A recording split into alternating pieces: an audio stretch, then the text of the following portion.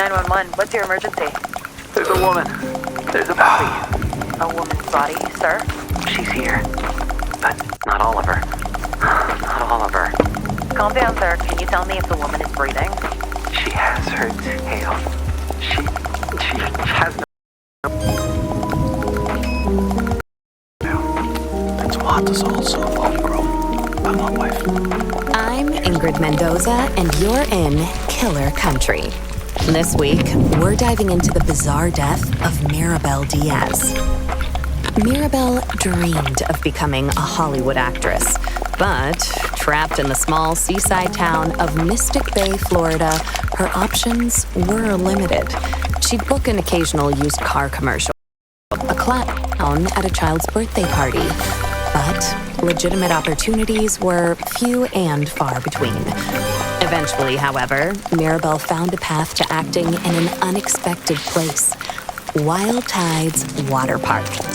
There, Maribel donned a long silver tail and a shimmering tube top. 5 days a week, rain or shine, she'd swim in a massive glass tank, smiling at tourists and posing for pictures. At Wild Tides, Maribel became Miss Maribel, the magic mermaid of Mystic Bay. Then, on August 24th, 2012, everything changed. Hurricane Braden tore through Mystic Bay, destroying 65 homes, 34 Shake Shacks, and leaving at least one person missing: Maribel Diaz.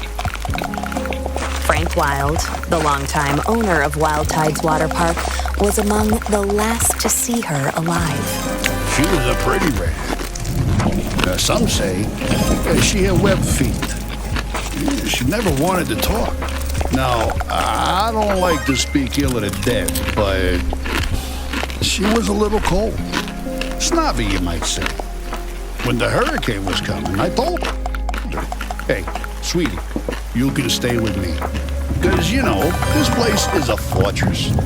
I got hurricanes, sandbags, the whole shebang. A bunker with a sauna, screening room, bowling alley. Yeah, regulation bowling alley, do you understand? Yeah, I told her. I got 2 months worth of beans. Yeah, all kinds of beans. Right? Black beans, kidney beans, pint-toe beans, lima beans, jelly beans. Yeah, I was worried, you know, because she lived all by herself. I owned the building she lived in, and I knew it was, I knew she wouldn't have beans. But she told me she'd be okay on her own. Yeah, maybe if she just stayed at my place. You know, you wonder what might have been. But she said no, she didn't even like beans. I spoke with Frank at his home, 3-bean salad. From where we sat on an expansive back patio, tuned with marble statues, dolphins, and dolphin women, could see the very top of Wild Tide's Megalodon Mega Twister. It's a massive water slide, just over 100 feet tall, that shoots park visitors into the waiting jaws of a fiberglass megalodon. Please, this park employs half the damn town easily. We added that big slide, the friggin' orcas. It's a sight to see. The mermaids. And Maribel, well, she was the most popular one.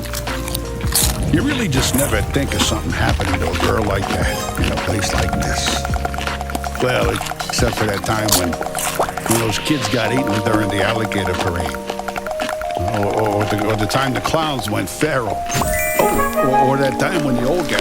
Behind us, something bumps. Hard. Against a glass wall.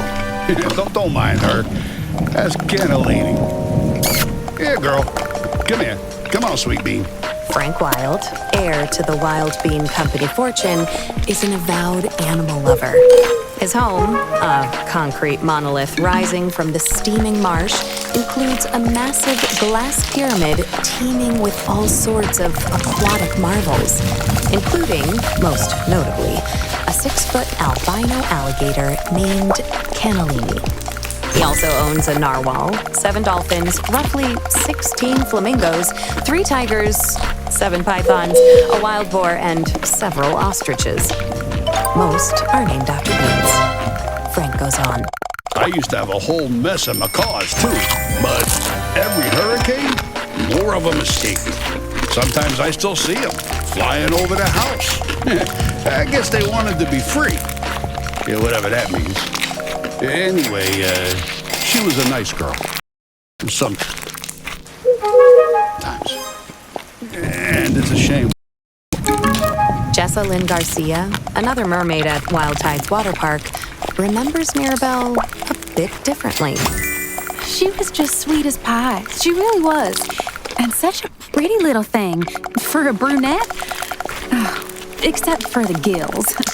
She was always giving me real nice tips, about what to do with my clothes or my hair. She'd come up to me while we'd be putting our tails on and say something like, "Oh, Jessalyn, you would look so good as a blonde." Or, "Oh, Jessalyn, don't go to that Shake Shack on August 24th. I had a vision." And, she was always the second runner-up at pageants. Almost Miss Key Lime Pie. Almost the Orange Blossom Queen. Almost ambassador to Kazakhstan. People don't realize it, but it takes a lot of care showing up